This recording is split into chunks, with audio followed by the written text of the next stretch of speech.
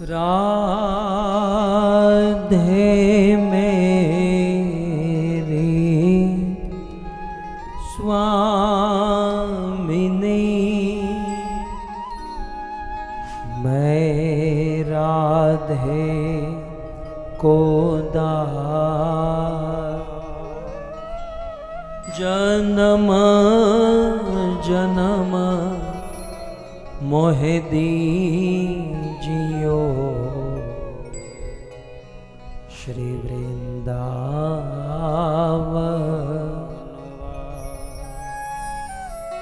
राधा तू बड़ भागिनी,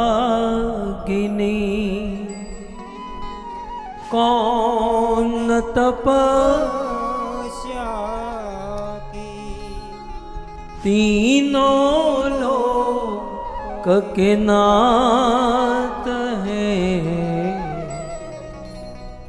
सो तेरो वाधे,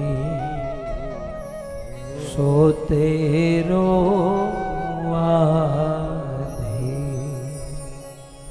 जय राधा माधव कुंज बिहारी,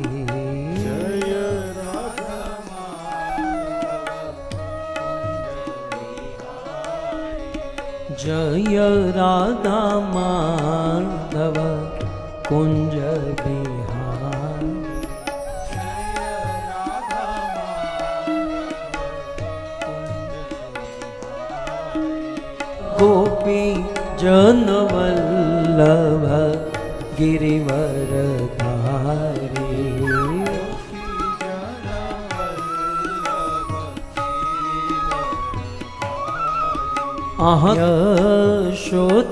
यशोदानंदन ब्रज जनरंजन,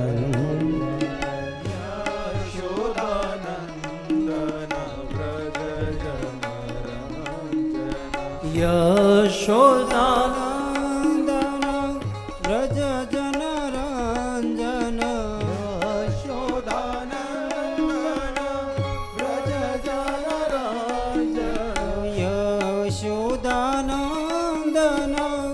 ब्रज जनरंजन, यशोदानंदन ब्रज जनरंजन। यमुना तीर वनचारी, यमुना तीर वनचारी, जय राधा माधव कुंज बिहारी, जय राधा माधव कुंज बिहारी।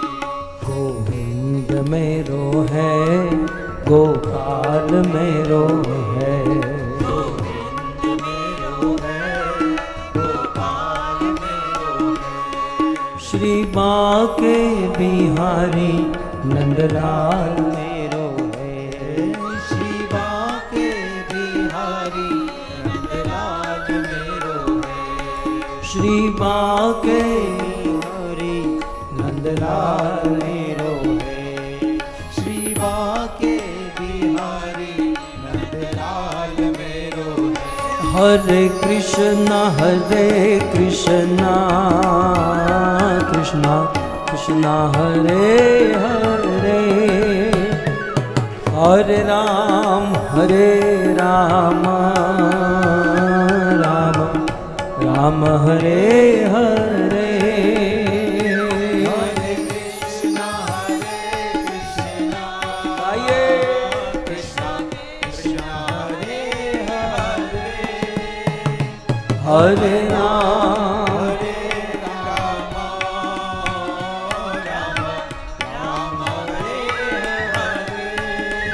जय प्रभुपाद प्रभुपाद प्रभुपाद प्रभुपाद, जय जय प्रभुपाद प्रभुपाद, जय श्री प्रभुपाद। निताय गौर हरि हरि बोल हरि बोल हरि बोल, निताय गौर हरि बोल हरि बोल हरि बोल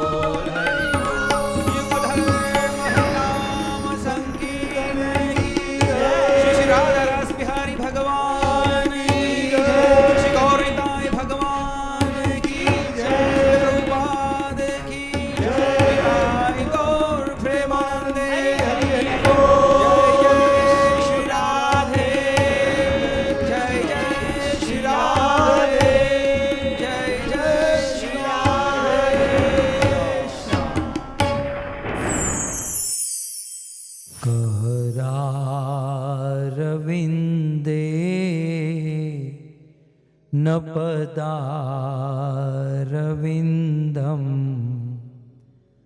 मुखारविन्दे विनिवेशयन्तं वटस्य पत्रस्य पुटे शयानं बालं मुकुन्दं मनसा स्मरामि। ॐ नमो भगवते वासुदेवाय।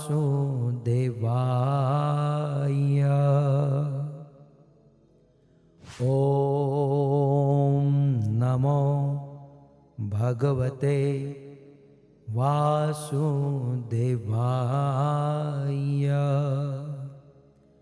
ॐ नमो भगवते वासुदेवाय।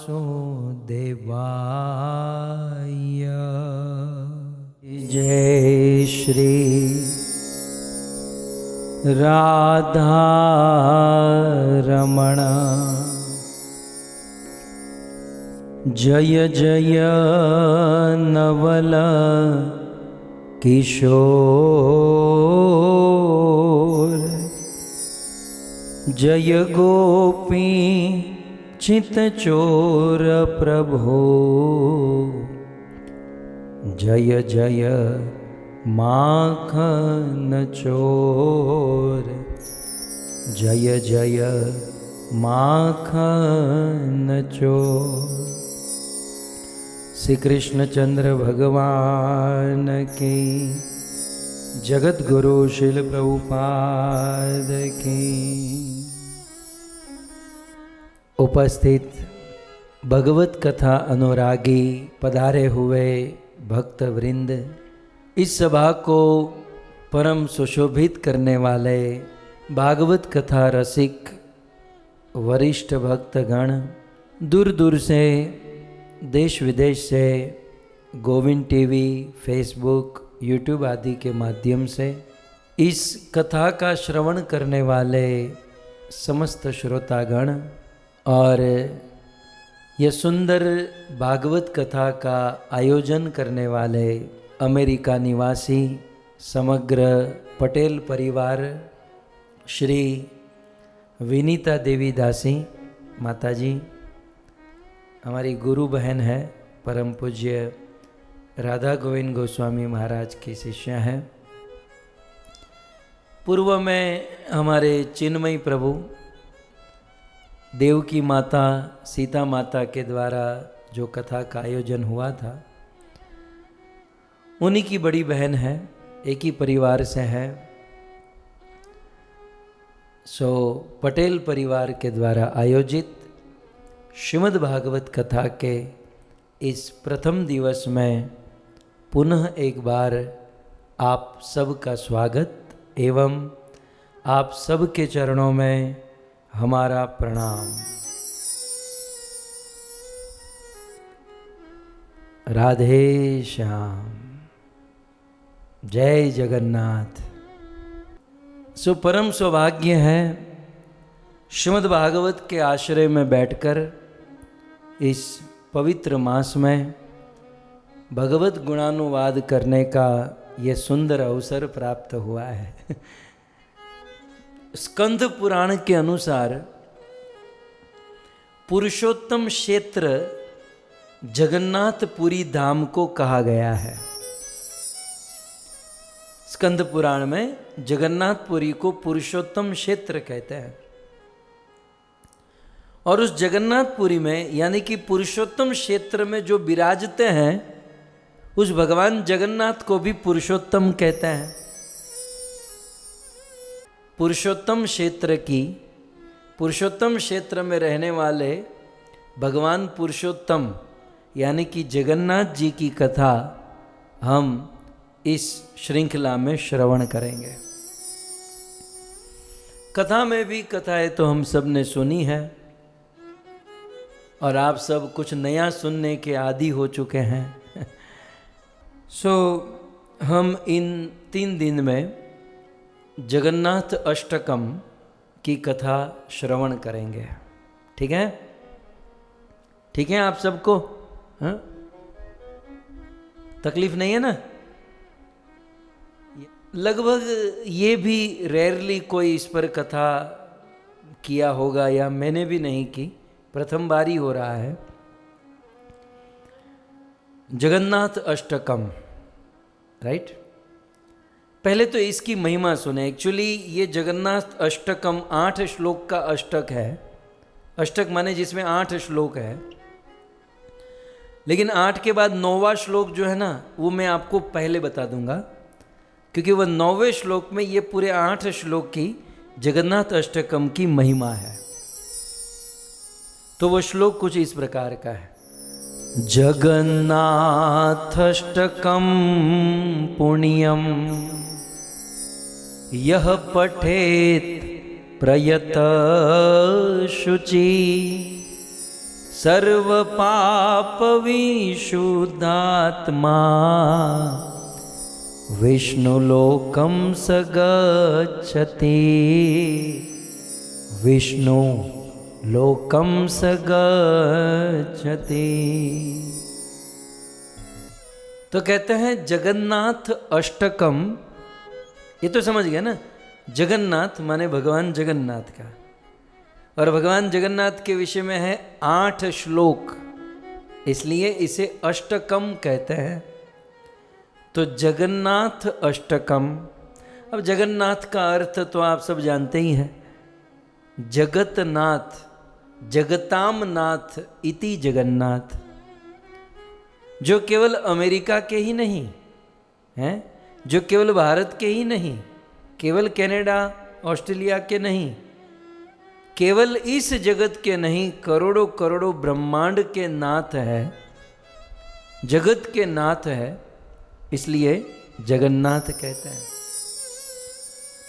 तो जगत के नाथ है। ये नाथ शब्द का अर्थ क्या है? नाथ,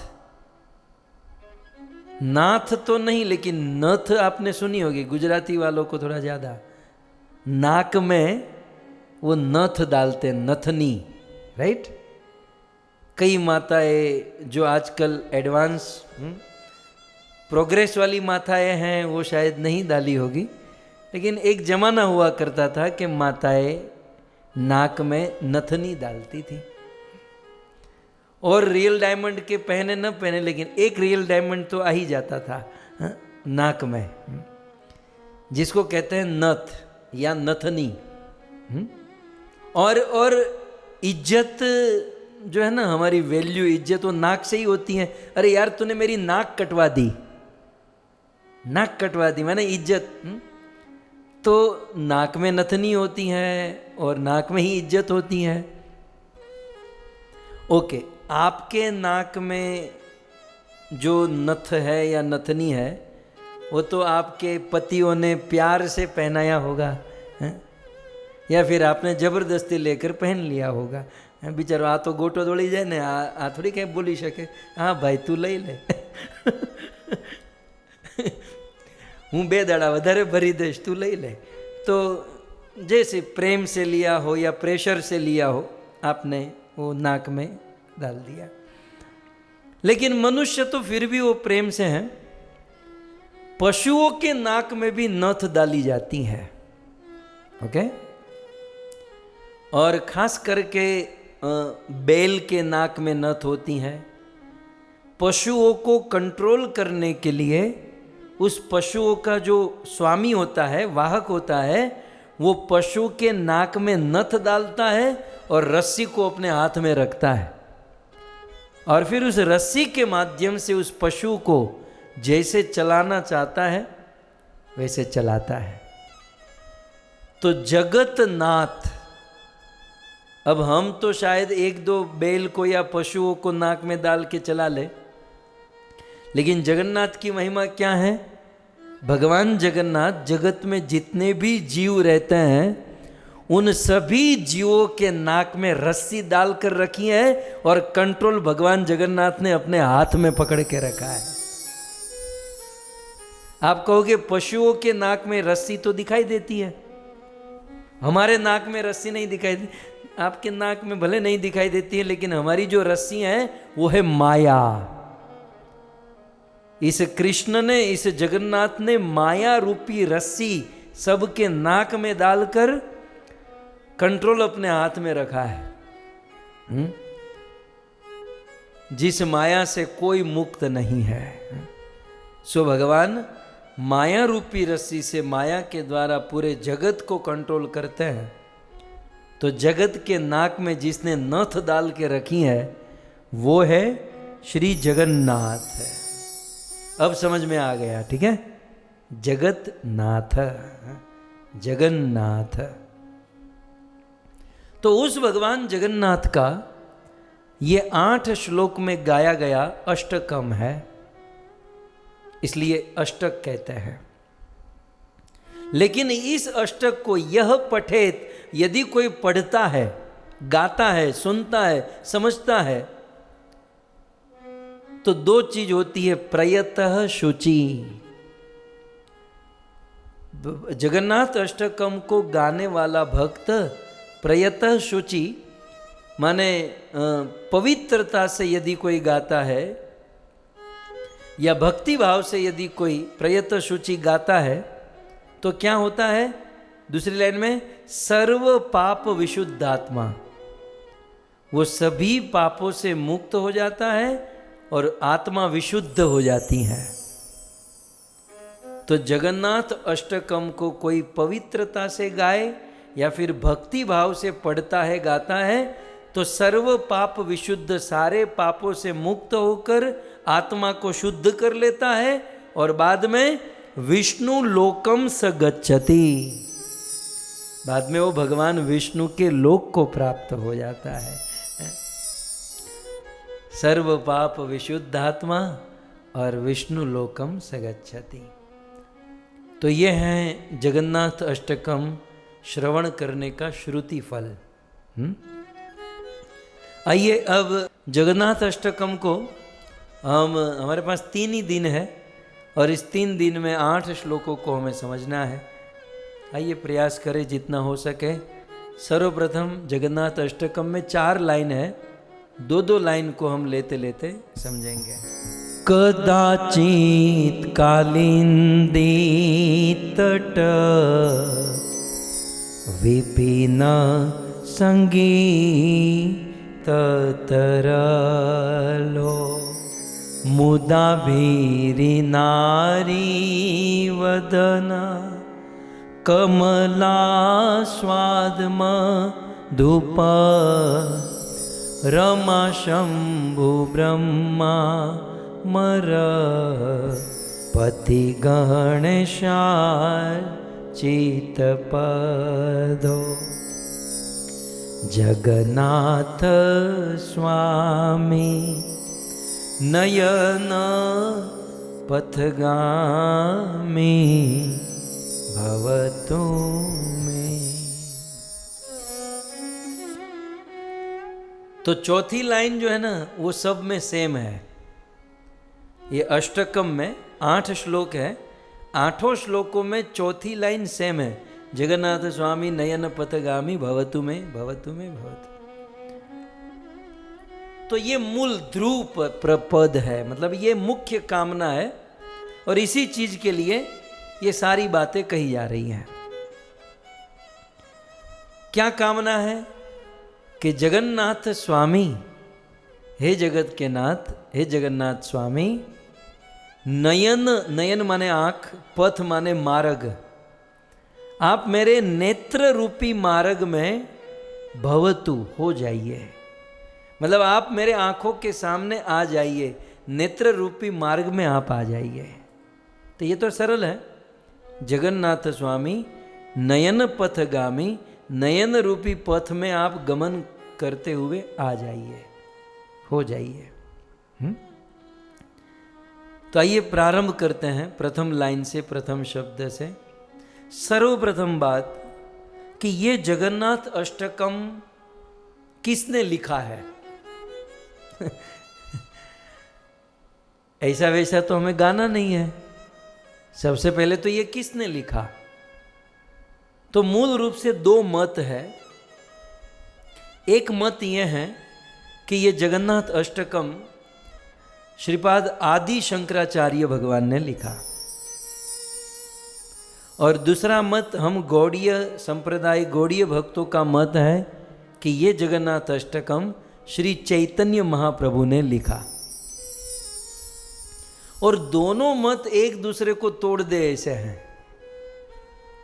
अब मूल मत, मेजॉरिटी मत तो ये हुआ कि शंकराचार्य भगवान ने लिखा, लेकिन हमारे गौड़ी आचार्यों ने क्या कहा, शंकराचार्य भगवान की ये लाइन है, वो तो मायावाद की लाइन वाले आदमी। और इस जगन्नाथ अष्टकम में विप्रलंब रस का जहां वर्णन हुआ, माधुर्य रस का वर्णन हुआ, जहां प्रेम रस की धारा बहाई गई, तो ये शंकराचार्य का नहीं हो सकता।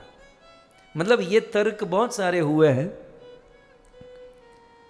फिर एक तर्क ये भी मिलता है कि ठीक है, शंकराचार्य ने एक विशेष उद्देश्य से मायावाद का प्रचार किया, लेकिन उसी भगवान शंकराचार्य ने फाइनली कंक्लूजन अंततः तो यही कहा ना, भज गोविंदम भज गोविंदम गोविंदम भज मूढ़ मते।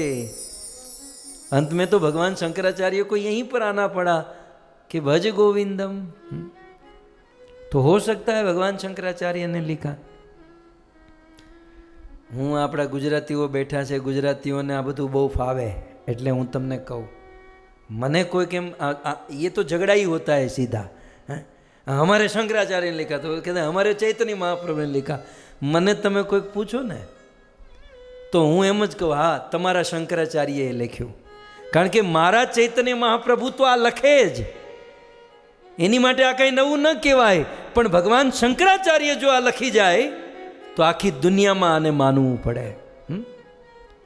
मतलब हमारे लोग तो हमारे भगवान की महिमा गाएंगे, ये कोई नई बात थोड़ी है। लेकिन यदि हम ये स्वीकार कर ले कि हाँ शंकराचार्य भगवान ने लिखा, तो ये गौरव की बात हो जाती है कि शंकराचार्य जिसने मायावाद का प्रचार किया, वो भी भगवान जगन्नाथ अष्टकम लिखे। तो बुद्धि को है ना ऐसी थोड़ी पोड़ी करो आप, बहुत सांकड़ी हो गई है बुद्धि, इसको थोड़ा बड़ा खोलो, झगड़े में मत गिरो कि ये हमारा है हमारा है। आप समझ रहे ना कि हमारे गुरु की प्रशंसा हम करें, ये तो स्वाभाविक है यार। लेकिन कोई बाहर का आदमी, दूर का आदमी, कोई पराया आदमी यदि हमारे गुरु की प्रशंसा करे तो उसका करोड़ों गुना ज्यादा मायने रखता है ना। तो भगवान शंकराचार्य के द्वारा निर्मित है ये कहने पर भी कोई बाधा नहीं है, ये गौरव है? और चैतन्य महाप्रभु तो वो तो स्वाभाविक है, तो लिखेंगे ही, वो तो ऐसा ही लिखेंगे। लेकिन शंकराचार्य ने भी लिख दिया, तो फिर वो शंकराचार्य वालों को कहना चाहिए, लिखा ना आपके शंकराचार्य ने, तो फिर इसका पालन तो करो। तो अब लग जाओ सब लोग जगन्नाथ जी की भक्ति में। सो खैर, दोनों के प्रति आदर है। भगवान शंकराचार्य तो शिव के अवतार है और एक विशेष उद्देश्य से प्रकट हुए, और भारतवर्ष में उन्होंने जबरदस्त काम किया। तो जगन्नाथ अष्टकम भगवान शंकराचार्य के द्वारा निर्मित, चैतन्य महाप्रभु के द्वारा, दोनों के द्वारा। चलो मैं एक बीच का रास्ता निकालूं। भगवान शंकराचार्य के द्वारा निर्मित और चैतन्य महाप्रभु ने इसे गाया। शंकराचार्य ने लिखा, देखो कंपोजर अलग होते हैं, सिंगर अलग होता है, तो उन्होंने कंपोज किया, इन्होंने गाया। आपने आम राखो ना, तो बेनू रह जाए, दोनों का रह जाता है। सो कुल मिलाकर ये जगन्नाथ अष्टकम इस प्रकार से, ये दोनों मत मैंने आपके सामने रखे। जगन्नाथ जी के विषय में हम ये पूरा अष्टकम सुनेंगे। इस अष्टकम में एक भाव बारंबार उत्पन्न होता है, और जगन्नाथ जी का स्वरूप भी कुछ ऐसा ही है। जगन्नाथ जी जो है ना, शरीर से जगन्नाथपुरी में है, राइट। जगन्नाथ जी शरीर से तो जगन्नाथपुरी में है, लेकिन मन से वो व्रज वृंदावन में है। ये प्रथम श्लोक में जो आज हम समझेंगे सुनेंगे, ये पूरे श्लोक में इसी बात का वर्णन है। तो हम पहले ये सीख ले, जगन्नाथ जी शरीर से जगन्नाथपुरी में है, जो ऐश्वर्य नगरी है, ऐश्वर्य भाव में, लेकिन उनका मन वृंदावन में है। बस जगन्नाथ जी अपने जीवन से हमारा जीवन कैसा हो ये सिखा रहे हैं। जगन्नाथ जी ऐसे लगता क्या है, जगन्नाथपुरी वाले को लगता है कि ये तो हमारा है ना।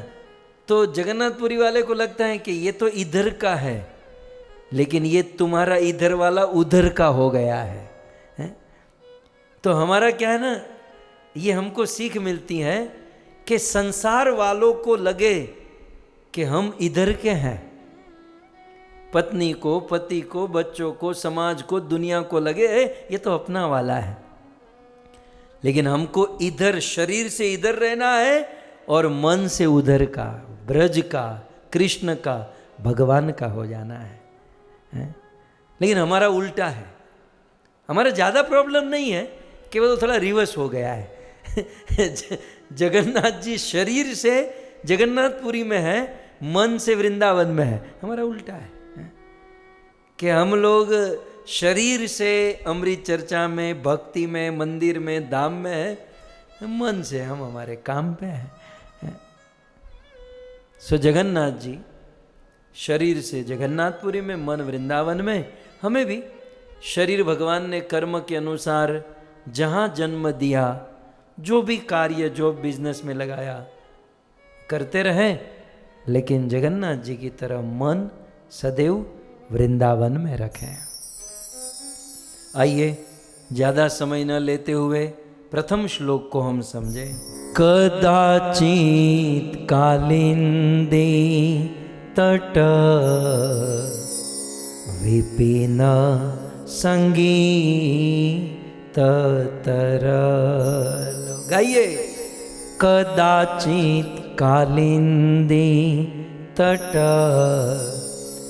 विपिन संगीत तरलो। मुदा भीरी नारी वदन कमला स्वाद मधुप। बस आगे मत जाइए, यहाँ रुक जाइए, धीरे धीरे समझना है। कदाचित, कदाचित माने कभी कभी, या किसी एक समय, या हर समय। कदाचित, कदाचित क्या? तो कहते हैं कालिंदी तट। ये जगन्नाथ जी की पोल पट्टी खुल रही है। चौथी लाइन में तो यही लिखे ना, जगन्नाथ स्वामी नयन पथगामी भवत्वमि। तो हे जगन्नाथ जी, आप मेरे आंखों के नेत्र में आ जाइए। ओके, तो जगन्नाथ जी कैसे हैं? तो ये जगन्नाथ जी कदाचित किसी समय कालिंदी तट। तो पहले तो कालिंदी तट को समझ लीजिए। कालिंदी का तट आ गया, देखो यहाँ बद्दू आवे। सो कालिंदी तट, सो कालिंदी, कालिंदी जो है ये यमुना का नाम है। और यमुना को कालिंदी क्यों कहते हैं? इसके दो तीन कारण हैं। यमुना महारानी को, या यमुना नदी, यमुना मैया को कालिंदी क्यों कहते हैं? कारण एक, क्योंकि ये कलिंद पर्वत की बेटी है। ओके। पार्वती के पिता का नाम क्या? हिमालय। जैसे हिमालय से पार्वती का जन्म हुआ, वैसे ही कलिंद पर्वत से कालिंदी का जन्म हुआ। सो कलिंद पर्वत की कन्या होने के कारण यमुना को कालिंदी कहते हैं। ओके। कालिंदी का दूसरा अर्थ बहुत सुंदर है, थोड़ा सा ध्यान देना होगा। इसका संधि विच्छेद करें कालिंदी का, क्योंकि हमारे इस जगन्नाथ अष्टकम में दूसरा शब्द है कालिंदी। सो इसकी संधि विच्छेद करें तो दो शब्द होता है, काल और इंद। ओके, काल इंद कालिंदी, काल इंदम कालिंदी। काल का अर्थ तो आप सब लोग जानते ही हैं। काल माने समय, मौत, मृत्यु, और इंद माने नष्ट करना। जो जीव के पाप से मुक्त कराकर यमराज से छुड़ा देती है, जो काल से मुक्त करा देती है, जो काल को नष्ट कर देती हैं, इसलिए इसे कालिंदी कहते हैं।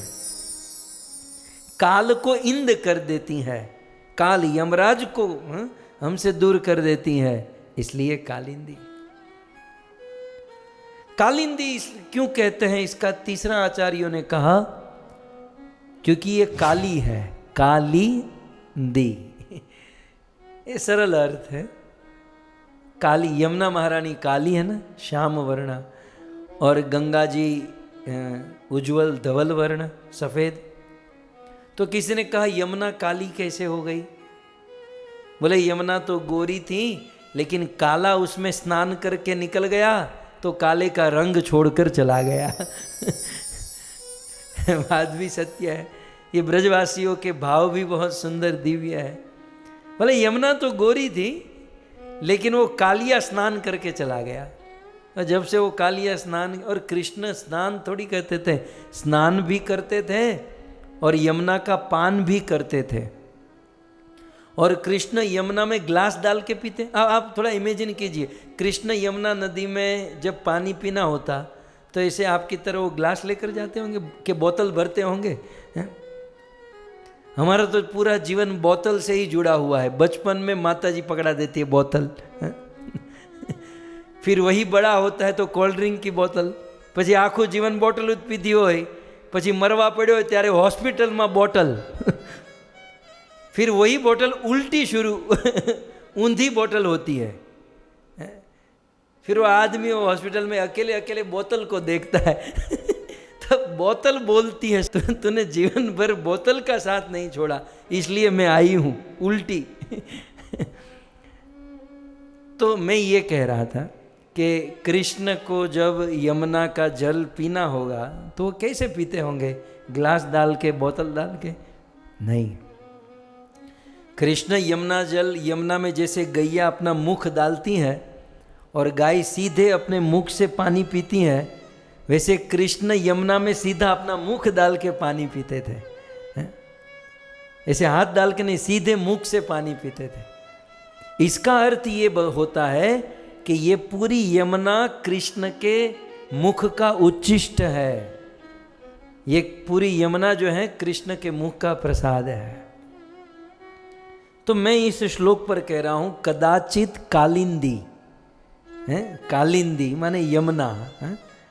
तो कलिंद पर्वत की बेटी इसलिए यमुना, काल को इंद कर देती है इसलिए कालिंदी, और काले रंग की है कृष्ण जिसमें स्नान पान आदि करता है, कालिंदी। और कालिंदी की महिमा सुने तो भगवान श्री कृष्ण की 16,108 रानी है ना, तो कृष्ण की मुख्य 8 रानी वो में से एक है कालिंदी, यमुना। मुझे एक वाक्य में यमुना की महिमा कहनी हो ना, मुझे जो अच्छा लगता है, तो यमुना एक ऐसा पात्र है, ये कालिंदी यमुना ऐसा पात्र है जो समग्र कृष्ण के पूरे जीवन में कृष्ण के साथ रही। कृष्ण के पूरे जीवन में कृष्ण की सभी लीलाओं की साक्षी यदि कोई है तो वो यमुना है। क्योंकि ब्रज में राधा गोपी सखा है, लेकिन वो मथुरा में नहीं है, मथुरा वाले ब्रज में नहीं है, और ब्रज मथुरा वाले द्वारिका में नहीं है। लेकिन यमुना ब्रज में भी है, मथुरा में भी है, और द्वारिका में पटरानी के रूप में भी है। सो कृष्ण की सभी लीलाओं की साक्षी, समग्र जीवन भर कृष्ण के साथ रहने वाली है श्री यमुना महारानी, इसलिए कहते हैं कदाचित कालिंदी। अब तो समझ में आ गया कि कालिंदी, उस कालिंदी के क्या तट, तट पर, तट तो आप समझते हैं ना, किनारा। सो कालिंदी यमुना के तट पर, एक एक शब्द समझ लीजिएगा। आपको ये पहली नज़र में जगन्नाथ, ये अष्टकम बहुत हार्ड लग रहा होगा। अब आप देखो, आप पूरा पूरा कंकर अलग, पत्थर अलग, चोखा अलग, मग अलग, सब अलग कर देता हूँ। आप एक एक शब्द ध्यान दीजिए। कदाचित, कभी, कालिंदी यमुना, तट माने किनारा। ओके, तो यमुना के किनारे पर क्या है? बड़ी बड़ी बिल्डिंग, बहुत अच्छे रो हाउस, क्या है क्या? तो यमुना के तट पर क्या है? विपिन। यमुना के तट पर कालिंदी तट विपिन। यमुना के तट पर क्या है? विपिन। अब ये विपिन माने क्या? हमारे वहाँ विपिन भाई होते हैं, પછી એને બિપિન ભાઈ કહે। બિપિન નામ જ નથી, एक्चुअली विपिन है, फिर विपिन का बिपिन कर देते हैं। बिपिन क्या होता है बताइए? बिपिन, बिपिन क्या होता है?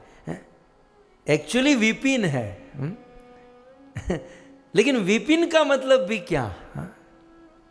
विपिन का सरल अर्थ हम समझे ना, तो विपिन माने वन। मैं ये आधा घंटा विपिन पर बोलूंगा, आप विपिन शब्द ध्यान में रखिए, मैं बंद कर देता हूं, ठीक है? कदाचित कालिंदी तट, यमुना के तट पर क्या है? विपिन। विपिन माने वन। अच्छा, विपिन माने वन, कैसा वन? जो वन अपने आप बना हो, ऐसा वन जो अपने आप बना है, जहां सभी प्रकार के वृक्ष हैं, आड़े टेढ़े मोटे कांटाले वृक्ष हैं, फल हैं, फूल है, सभी प्रकार के, जो अपने आप बन जाए उसे विपिन या वन कहते हैं। और जो प्लानिंग से किया जाए, जहाँ वृक्षों को उगाते हैं, पेड़ पौधे को प्लानिंग से उगाते हैं, इन्हें बगीचों कहवाय, या फिर उसको गार्डन कहते हैं, ठीक है? वो बगीचा है, वो गार्डन है, वो बाग है। वन जो है वो बनाया नहीं जाता, प्रकृति उसे बनाती है, वो अपने आप बनता है। हमारे शास्त्रों में, हमारे भक्तिमय ग्रंथ में ये विपिन शब्द, कदाचित कालिंदी तट विपिन, यमुना के तट पर विपिन वन है, ये हमारे शास्त्रों में आपको बोलने गाने में भी बहुत बार आया होगा। थोड़ा वो सब कनेक्ट कीजिए तो और आपको समझ में आएगा। एक सुंदर भजन है जहां पर इसका वर्णन हुआ है। जय माधव मदन मुरारी राधे श्याम श्यामा श्याम राधे श्याम श्यामा। कब हूँ लुट लुट माखन खायो, कब हूँ मधुवन राचर जायो, कब हूँ लुट दधी माखन खायो, कब हूँ मधुवन रासर जायो। हवे नाचत विपिन विहारी राधे श्याम श्यामा श्याम राधे श्याम श्यामा श्याम। आया यहाँ पर विपिन। सो कदाचित कालिंदी तट विपिन, कालिंदी के तट पर जो विपिन है, वन है, वही नाचत विपिन विहारी। ओके, नाचत विपिन विहारी। तो कृष्ण कहाँ नाच रहे हैं? नाच रहे हैं विपिन विहारी, वन में विहार करने वाले नाच रहे हैं। और एक भजन में आया है, राधे जय जय हे माधव दईते, गोकुल तरुणी मंडल महिते दामोदर रति हे वरधन वेशे हरि निष्कुट वृंदाविपी नेशे। राधे जय जय माधव दैते। हे राधे माधव को दे दो। गोकुल तरुणी मंडल महिते, गोकुल की तरुणी युवती और गोकुल मंडल की जो गोपी हैं, दामोदर रति वर्धन वेशे हरि निष्कुट वृंदा विपिनेशे। सो यहां पर भी विपिन शब्द आया चौथी लाइन के अंत में। विपिन, विपिन ईशे, विपिन के ईश्वर। सो कुल मिलाकर जिस शब्द को हम यहां पर देख रहे हैं, कदाचित कालिंदी तट विपिन, विपिन शब्द। अब समझिए विपिन। अब पहले तो मैंने आपको सरल अर्थ बताया, विपिन माने वन। ये विपिन शब्द कहाँ कहाँ लगा हुआ है ये भी देखा। लेकिन जब भी कोई आचार्य, जब भी कोई संत, अब वन के तो बहुत सारे पर्यायवाची शब्द हैं, ये विपिन इतना हार्ड शब्द क्यों रखा? वन ही रख दिया होता और कोई इजी सरल रख दिया होता। विपिन कहने का तात्पर्य क्या है? थोड़ा सा अपनी बुद्धि चलाइए। व्याकरण के अनुसार, आप सब जानते हैं ना, व्याकरण में जितने भी शब्द है वो सारे शब्द किसी न किसी धातु से बनते हैं। जैसे भजन, भक्ति, भज धातु से बना है। मंगलाचरण मंगी धातु से बना है। वैसे ये विपिन शब्द संस्कृत शब्द है, ये वैप्री धातु से बना है। वैप्री धातु से विपिन शब्द बना है। और वैप्री धातु कंपने, वैप्री कंपने अर्थ है। वैप्री धातु कंपन के अर्थ में, कांपना, ध्रुजना, वाइब्रेशन करना। तो वैप्री धातु कंपन के अर्थ में है और उस वैप्री धातु से विपिन शब्द बना। तो विपिन का एग्जैक्टली अर्थ क्या होगा? ऐसा स्थान जहां जाकर आदमी कांप जाता है। जंगल, ऐसा जंगल जहां जाकर आदमी ध्रुज जाता है, कांप जाता है, डर जाता है। अब समझ में है? तो जंगल तो बहुत सारे टाइप के होंगे। अब विपिन शब्द रखने का तात्पर्य क्या है कि ऐसा स्थान, क्योंकि ये धातु कंपन के अर्थ में है, ऐसा स्थान जहां जाकर आदमी कांप जाता है। अब इस अब विपिन किसको कहा गया? कालिंदी तट विपिन, राइट? कालिंदी के तट पर विपिन माने वन है। और वो कैसा वन है? जहां आदमी कांप जाता है। ओके? अब इस बात को हम भागवत से यदि समझने का प्रयास करें तो श्रीमद् भागवत में एक प्रसंग है कि शरद पूर्णिमा के दिन भगवान श्री कृष्ण ने बांसुरी बजाई है और सारी गोपियां सुध बुध भूलकर कृष्ण के पास दौड़ी चली आई। और कुछ गोपियां अपने सास ससुर को छोड़कर, घर बार सबको छोड़कर, उस अंधेरी रात में गोपियां कृष्ण के पास आती हैं। कृष्ण क्या कहते हैं? स्वागतम वो महाभागा, हे महाभाग्यशाली गोपियों, मैं तुम्हारा स्वागत करता हूं। प्रियम किम करवाणी वह, बताओ गोपियों, आप इतनी सारी गोपियां यहां पर आई हो, कहां पर? कृष्ण ने बांसुरी कहां बजाई थी? यमुना के तट पर वंशी वट के नीचे खड़े रहकर, राइट? ये विपिन जो स्थान है वहां की बात है। तो जहां से कृष्ण ने बांसुरी बजाई वहां गोपियां दौड़कर आई, अंधेरी रात है। तो कृष्ण ने प्रथम तो स्वागत किया और फिर कहते हैं कि बताओ प्रिय, मैं आपके लिए क्या कर सकता हूँ। व्रज में सब लोग कुशल मंगल तो है ना, और आप सबके यहाँ पर आने का कारण क्या है, ये प्रथम श्लोक। इसके बाद वाले श्लोक में कृष्ण गोपियों को कहते हैं कि अब आप लोग वापस चली जाओ। क्यों? क्योंकि ये स्थान जो है कैसा है, अब वो विपिन कंपन, ये सुनिए कृष्ण स्वयं कहते हैं, रजनी येषा घोर रूपा। एक तो यहां पर रात्रि है, और ये रात्रि कैसी, घोर रूपा। आप समझ में आ रहे हैं? विपिन कंपन के अर्थ में यमुना के तट पर जो वन है ऐसा है जहां जाकर आदमी कांप जाए।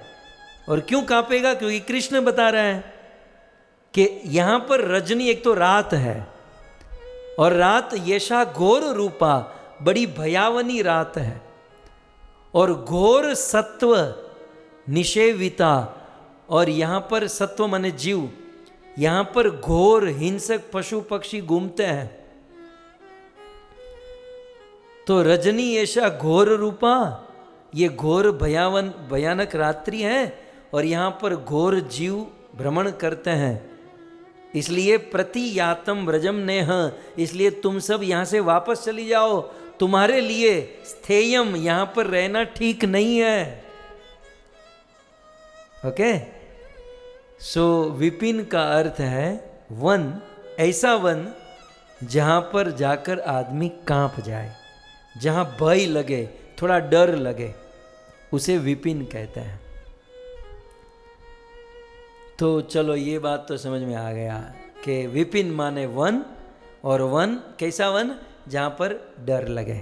ओके, लेकिन और एक चीज सुनिए कि आप घोर से घोर वन में गए होंगे, लेकिन उस वन में जब अपने मित्रों के साथ जाते हैं, ग्रुप में हैं, आप बहुत सारे लोग ग्रुप में जाते हैं वन में, तो वही वन आनंद का कारण बन जाता है। जैसे हम लोग इंडिया गए थे तो गिर में गए थे, हैं, वहां पर सिम ऐसे खुले रखड़ते हैं, तो हम 25 लोग साथ में गए थे, तो वहां एंजॉय किए, आनंद किए। लेकिन वो 25 ना हो, आप यदि अकेले वहां गए हो तो कंपन का कारण बन जाता है। देखिए ये अर्थ के ऊपर और एक लेयर, और एक अर्थ। हाँ, विपिन माने जो कंपा दे, लेकिन कैसे, कब कंपा दे? यदि आप अकेले हो तो आपको वो भय दे, लेकिन ग्रुप में हो, आप ग्रुप में हो तो वही चीज आपको आनंद प्रदान करे।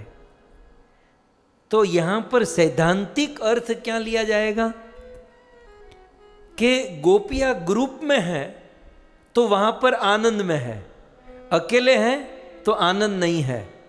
हमारे जीवन में प्रैक्टिकल कैसे समझना होगा? वृंदावन, ये यमुना के तट पर जो वृंदावन है, यदि अकेले जाओगे तो कांप जाओगे। खैर आजकल तो बाहर से कुछ प्रॉब्लम नहीं, लेकिन अंदर की बात करें तो अकेले जाएंगे तो रिस्क है, लेकिन हरि भक्तों के साथ में जाएंगे तो आनंद ही आनंद करेंगे। सो कुल मिलाकर सार ये है कि विपिन माने ऐसा स्थान जहां ग्रुप में जाने से आनंद मिले, अकेले जाने से कंपन, भय, डर लगे। तो यमुना के तट पर विपिन एक वन है, और उस वन में क्या कर रहे हैं? संगीत तरलो। संगीत तो सीधा अर्थ म्यूजिक, आप जानते ही हैं।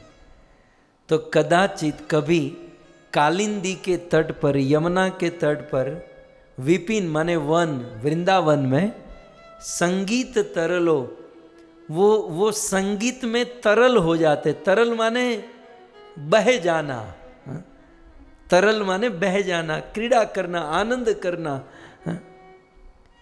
तो यमुना के तट पर उस वन में, वृंदावन में, कृष्ण संगीत तरलो, संगीत की तरंग में वो तैरते हैं, वो बह जाते हैं, वो रस में रहते हैं। और इसीलिए ब्रह्म संहिता में क्या लिखा कि वृंदावन में सब कुछ संगीत में चलता है। ब्रह्म संहिता में ब्रह्मा जी कहते हैं कि भगवान के धाम में सब कुछ संगीत, कथा गानम नाट्यम गमनपि, वहाँ कोई चलता नहीं, वो नाचते हुए चलते हैं। वहाँ दो चीज़ ही हैं, म्यूजिक में बोलना, म्यूजिक में चलना नाचते हुए। मतलब कोई ऐसे सीरियसली नहीं चलेगा, ऐसे झूलते हुए नाचते हुए चलेगा। और बोलेगा तो कैसे संगीत में, आपके लिए क्या लाऊं, आप कैसे हैं, मतलब वो सुर म्यूजिक के साथ, कथा गानम नाट्यम गमनपि। सो संगीत तरलो, मतलब આવું બધું તમારે શીખવું પડશે, समझे आप। आपको यदि भगवान के धाम में जाना है तो वहाँ नाचना गाना ये सब आना पड़ेगा। बिना नाचे गाए सीखे बिना वहाँ आप एडजस्ट नहीं हो पाओगे ना।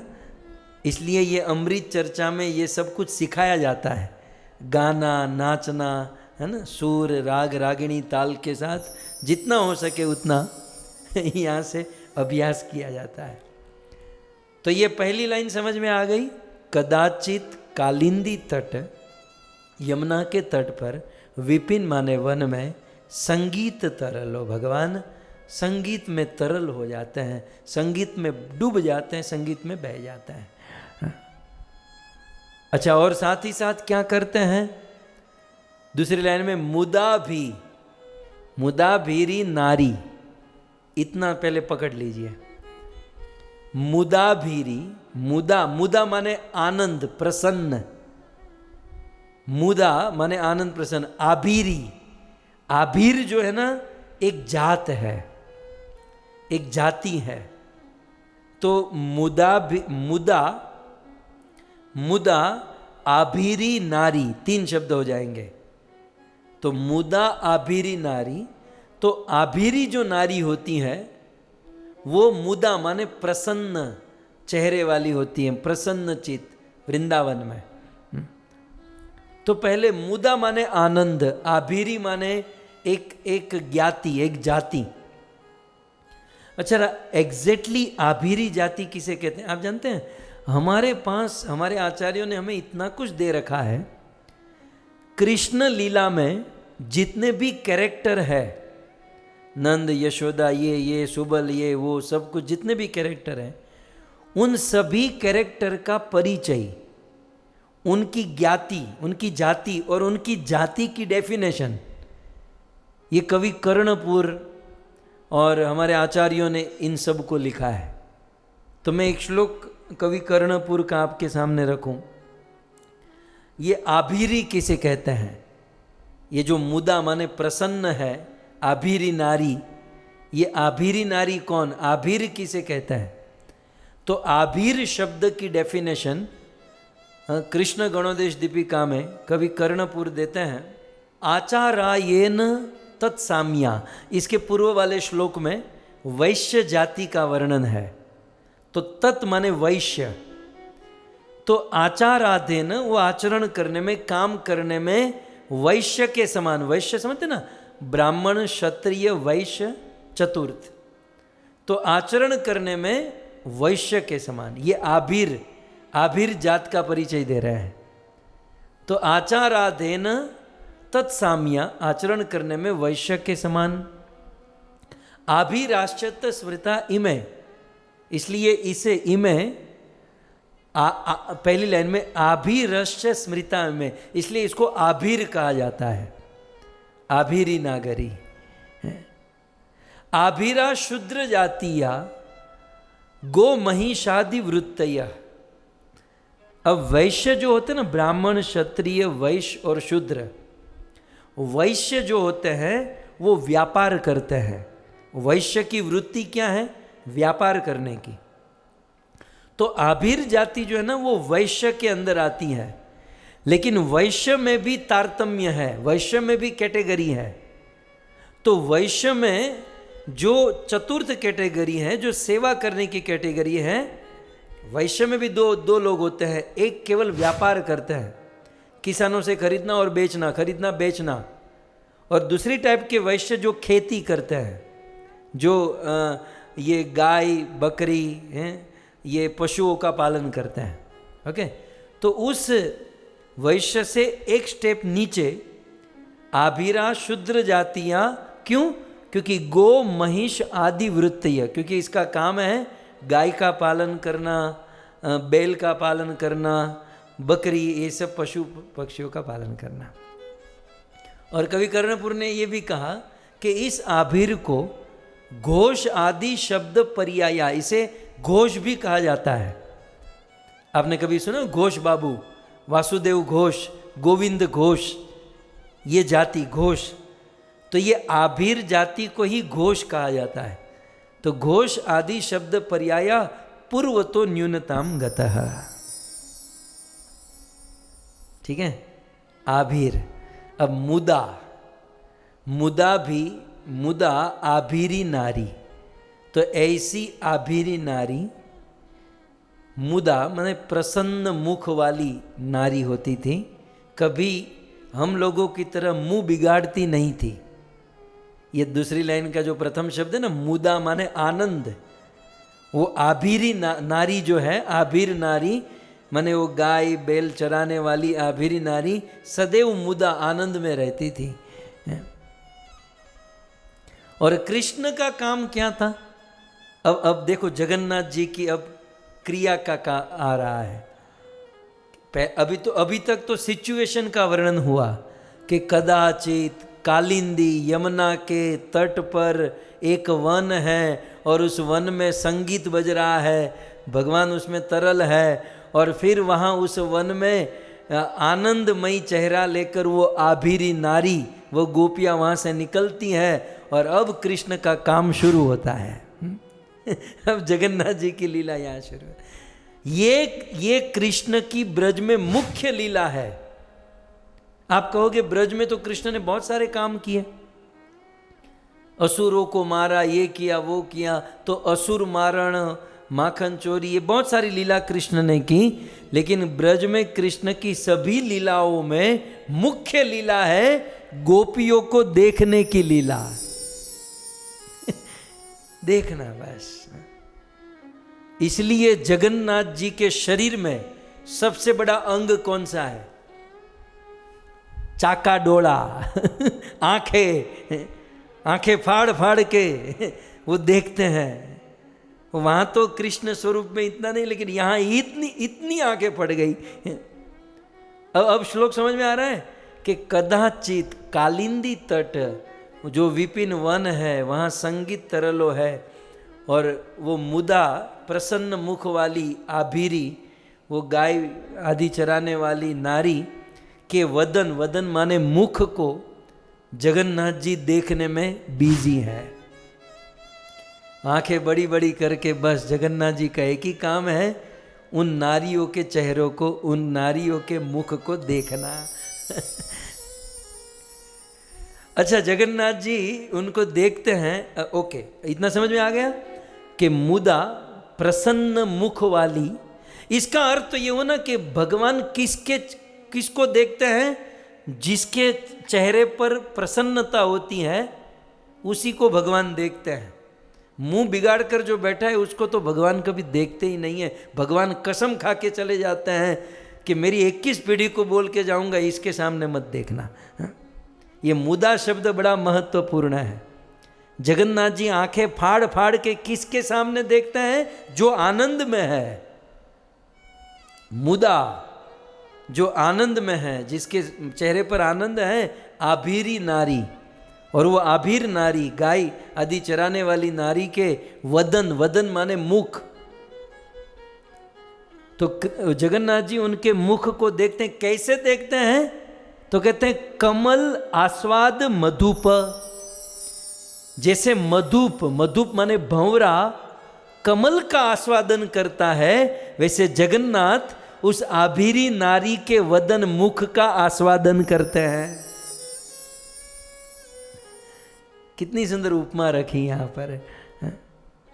कमल आस्वाद मधुप, जैसे मधुप, मधु माने हनी, शहद, प माने पीना, जो मधु को पीता है उसे मधुप कहते हैं। तो भंवरा, और भंवरा कमल में कितना आसक्त होता है, भंवरा कमल के रस को कितना सुंदर पीता है।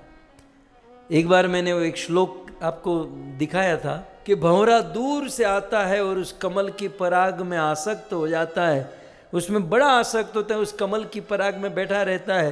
भंवरा जानता है कि रात होगी, कमल बंद हो जाएगा, मैं यहाँ फंस जाऊंगा, लेकिन वो भंवरा अपने जीवन की परवाह नहीं करता और उस कमल की पराग, उस रस लेने में ही आसक्त रहता है। कमल बंद हो जाता है और फिर रात भर भंवरा उस कमल में रहता है और सोचता है कि मुझे इस कमल का रस आस्वादन हुआ, सुबह होगी, कमल खुलेगा, मैं बाहर निकलूंगा। जैसे ही सुबह हुई, एक हाथी गजराज उस सरोवर में आया और कमल को उखाड़ लिया, कमल को भी खा गया, भंवरे को भी खा गया। इससे समझ में क्या आता है, भंवरा इतना बड़ा रिस्क लेकर भी कमल का रस आस्वादन करना चूकता नहीं है। ठीक उसी प्रकार जगन्नाथ जी के विषय में कहते हैं कि रिस्क लेकर भी वो गोपियों के सामने देखना चूकते नहीं है। अब जगन्नाथ जी को रिस्क क्या है? अरे रिस्क कितना बड़ा आप लोग क्या जानो। एक बाजू बहन खड़ी है, एक बाजू भाई खड़ा है और बड़ा भाई दाऊ बाजू में खड़ा है, बहन बाजू में खड़ी है। भाई और बहन के बीच में रहकर गोपियों के ऊपर डोला डालना है, बताओ है? मतलब ये जान जोखिम में है कि नहीं है? तो ऐसे भगवान जगन्नाथ, ऐसे बाहर से रिस्ट्रिक्शन है, बाहर से मर्यादा है और अंदर से वे जैसे मधुकर भंवरा कमल में आसक्त है, वैसे गोपियों के ऊपर आसक्त है। श्री चैतन्य महाप्रभु चैतन्य चरितामृत में बहुत सुंदर वर्णन है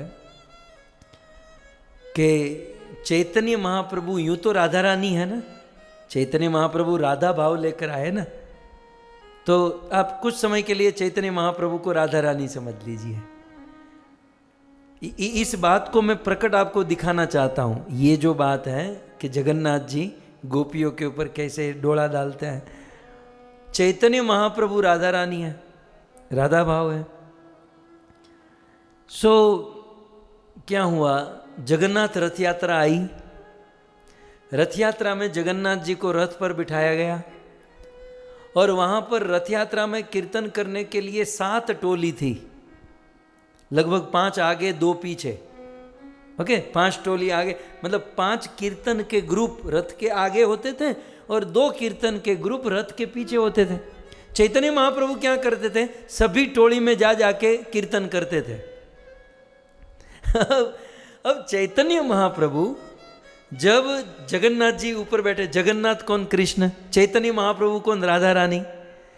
अब जगन्नाथ जी ऊपर है, चैतन्य महाप्रभु आगे नाचते हैं तो रथ चलता है। चैतन्य महाप्रभु सोचते हैं कि पीछे भी 2 टोली है तो मैं पीछे जाकर नाचूं। जब जगन्नाथ जी के आंखों के पीछे चले जाते हैं, रथ रुक जाता है। बड़े बड़े हाथियों को बुलाना पड़ता है, फिर भी रथ हिलता नहीं है। और वही महाप्रभु जब पीछे से आगे आ जाते हैं तो जगन्नाथ जी चलने लगते हैं। मतलब वो जगन्नाथ जी कृष्ण भाव में है और चैतन्य महाप्रभु राधा भाव में है। और इसी लीला को कविराज गोस्वामी ने बहुत सुंदर यहाँ प्रस्तुत किया, आप आस्वादन कीजिए। गौर यदि आगे ना जाए, श्याम स्थिरे। गौर यदि आगे ना जाए, यदि चैतन्य महाप्रभु आगे नहीं रहेंगे तो श्याम हय स्थिरे, तो कृष्ण जगन्नाथ जी स्थिर हो जाएंगे, रथ नहीं चलेगा। गौर यदि आगे ना जाए, श्याम हय स्थिरे। गौर आगे चले, श्याम चले धीरे धीरे, गौर आगे चले श्याम चले धीरे धीरे। तो ये लीला है कि जगन्नाथ जी का एक ही काम है कि मुदा भेरी नारी वदन कमल आस्वाद मधुपह। उस प्रसन्न चित नारी को देखना। यही मत गौर श्याम करे ठेला ठेली, सरथ श्यामेरे राखे गौर महाबली। इस प्रकार से चैतन्य महाप्रभु और जगन्नाथ जी के बीच में ये रस का आस्वादन होता था। अब क्या बताऊं, बात थोड़ी ऊंची हो जाएगी, लेकिन रथ यात्रा, रसिक संतों की दृष्टि से रथ यात्रा एक है जगन्नाथ रस राज, रसों के भगवान, और चैतन्य महाप्रभु महाभाव। रथ यात्रा और कुछ नहीं, रस राज और महाभाव का मिलन है रथ यात्रा उत्सव। क्योंकि जगन्नाथ है राधा विरह विधुर, राधा के विरह में जो पागल हो चुका है, और चैतन्य महाप्रभु कृष्ण विरह विधुर। ये दोनों जगन्नाथ रथ यात्रा में आपस में मिलते हैं। आइए मूल श्लोक में, आप लोग ज्यादा भाव में मत चले जाइए, शब्द समझ में लाना है। कदाचित कालिंदी तट विपिन संगीत तरलो।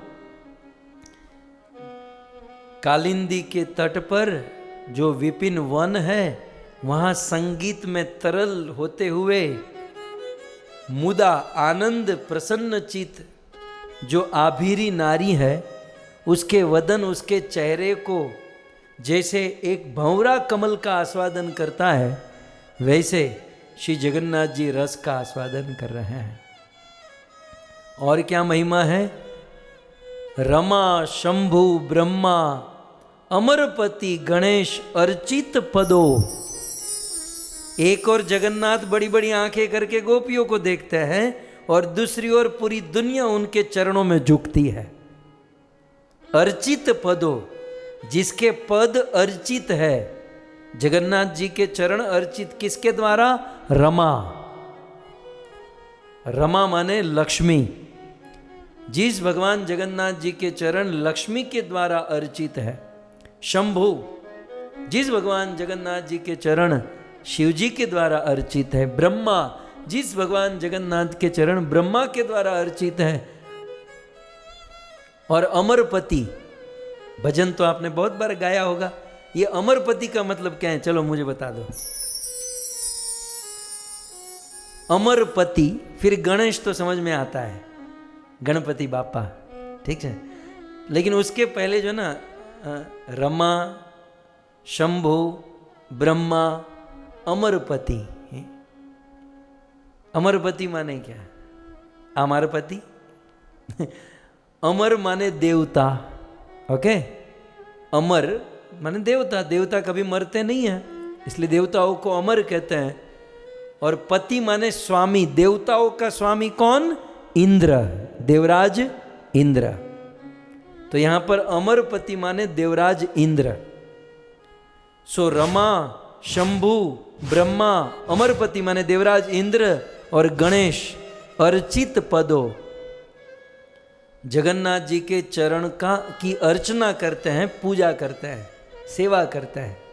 ऐसे जगन्नाथ स्वामी, ऐसे भगवान जगन्नाथ स्वामी नयन पथ गामी, मेरे नयन रूपी पथ में भवतु में हो जाइए, आ जाइए और मुझे धन्य कर दीजिए। तो इस प्रकार यह जगन्नाथ अष्टकम का प्रथम श्लोक समाप्त हुआ संक्षिप्त में। आइए सब लोग एक साथ हम इसका उच्चारण करें। कदाचित कालिंदी तट विपिन संगीत तरलो, मुदा भीरी नारी वदन कमला स्वाद मधुप, रमा शंभु ब्रह्मा मर पति गणेशाय चित्तपदो जगन्नाथ स्वामी नयन पथगामी भवतु मे जगन्नाथ स्वामी नयन पथगामी भवतु मे। अब इच्छा तो थी दूसरा श्लोक लेने की, लेकिन शुरू करूंगा तब तक तो समय हो जाएगा, तो हम सब समय की मर्यादा में हैं। प्रथम दिन प्रथम श्लोक, कल हम और अन्य श्लोकों के ऊपर चर्चा करेंगे। यहीं पर हम विराम करते हैं। आप सभी भक्तों ने बड़े धैर्य से इस कथा का श्रवण किया, आप सभी भक्तों का धन्यवाद। विशेष धन्यवाद अमेरिका न्यूयॉर्क से पटेल परिवार को कि आपने यह सुंदर कथा का आयोजन सहयोग देकर हम सब के मन को, चित्त को भगवान जगन्नाथ में लगाने का प्रयास किया। आइए जय जयकार के साथ इस सत्र का विराम करें। ग्रंथराज श्रीमद् भागवतम महापुराण की, श्री कृष्णचंद्र भगवान की, श्री जगन्नाथ भगवान की, जगत गुरु श्री प्रभुपाद की, निताय गौर प्रेमानंदे। जय जय श्री राधे, जय जय श्री राधे, जय जय श्री राधे श्याम।